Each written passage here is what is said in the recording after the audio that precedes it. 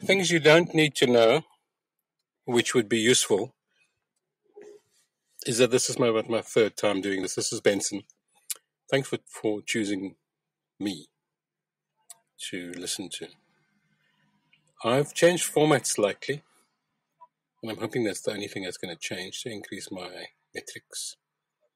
I'm going to read from a previous post, and hoping that you would enjoy it.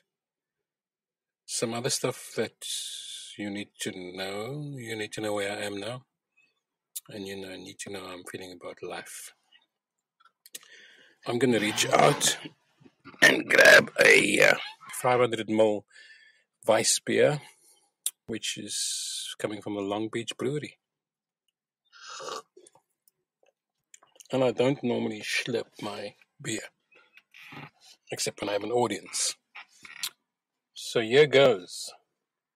I hope that you stay with me for the entire vlog.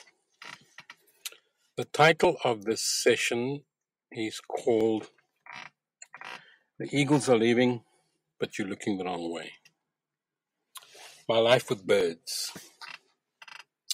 For those who are uninterested in the natural environment and unfazed by the economic effects of climate change on Africa and our people, it's to you that I suggest that you scroll ahead and keep scrolling ahead and keep looking the other way. As a youngster growing up on the Cape Flats, I was very lonely. Very lonely when it came to animals, especially birds. All my friends in which was playing had dogs and cats and girlfriends. But I always felt drawn to things higher and lower. Higher to the vast flocks of kestrels and seagulls, which were part of the coastal ecochain. Lower to the soil. My fascination with the microbial life and worms came from the many hours I spent weeding my mom's rose garden. There are two things that the reader of this blog needs to know. Number one is the teenager, or the average teenager, is unable to focus on one single activity, especially when friends are nearby. So in order not to be seen by them, or not to be laughed at, I went low. The second thing you need to know is that roses, however beautiful and fragrant, they have many, many thorns.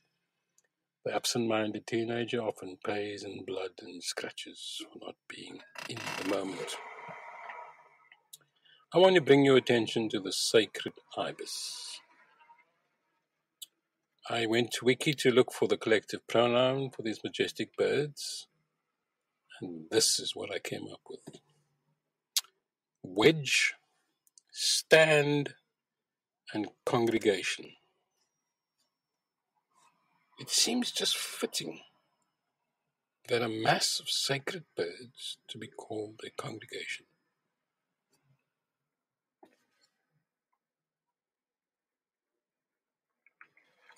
So besides feeling blessed for the daily presence of the sacred congregation of ibises, there was just a tiny morsel of concern and curiosity. Why do these birds choose my compost pile? What have I done that was so special? After all, these birds are waders and they feed off wildlife normally associated with wetland ecology. Instead, they have opted for the food scraps on the compost heap instead of the usual crustacean or amphibian. Well, this led me to think that their normal diet has been changed mainly due to the human invasion. And a quick look at Google showed me that the human encroachment as our wetlands have been invaded by humans. Another quick look at Google led me to find the collective pronouns for humans. I know you can dig this. A group of grandmothers is a tapestry. A group of toddlers, a jubilance, also a bewailing. A group of librarians is an enlightenment. A group of visual artists is a bioluminescence. A group of short story writers, a Flannery. A group of musicians, you guessed it, drumroll, a band. A resplendence of poets, a beacon of scientists, a raft of social workers. A group of first responders is a valiance. A group of peaceful protesters is a dream. A group of special education teachers is a transcendence.